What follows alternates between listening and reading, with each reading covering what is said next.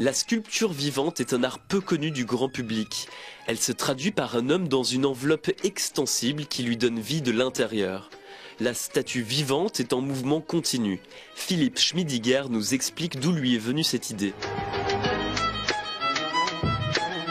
Pas une idée nouvelle, ce qui était fascinant et nouveau, c'était le tissu qui a été créé en 80, dans les années 80, en 80-85, et qui est un tissu hyper extensible, ce qui donne une possibilité qu'on n'avait pas avant. Donc avant, quand on se mettait dans un sac, il y avait beaucoup de drapés, par la force des choses, parce qu'on n'arrivait pas à avoir des tensions. Et moi, je travaille beaucoup sur la tension, donc sur les tensions de la forme, ce qui fait qu'on arrive à avoir des courbes pratiquement parfaites.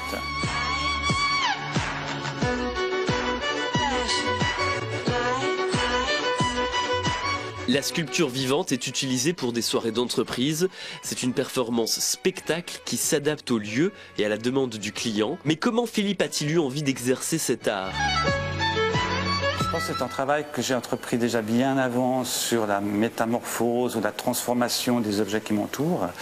Donc j'ai commencé avec des objets du quotidien, comme des œufs, ce que j'avais sous la main, des brosses à dents que je fondais au four, des peignes aussi passées au four.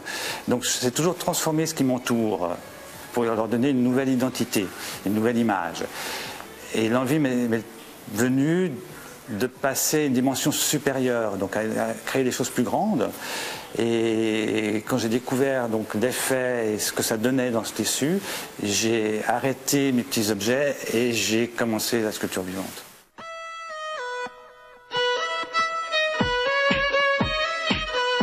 Les sculptures vivantes ont plusieurs aspects. Elles peuvent être déambulatoires, en interaction avec les gens, elles peuvent se faire sur un socle tournant ou encore sur scène sous forme de chorégraphie. La performance peut parfois durer des heures. Philippe explique dans quel état d'esprit il est lorsqu'il est coincé dans ce drap. Je pense qu'on s'oublie à un moment donné. On rentre dans un état, je dirais pas un état méditatif, mais il y a un état de transe, un état second, parce qu'on reste concentré.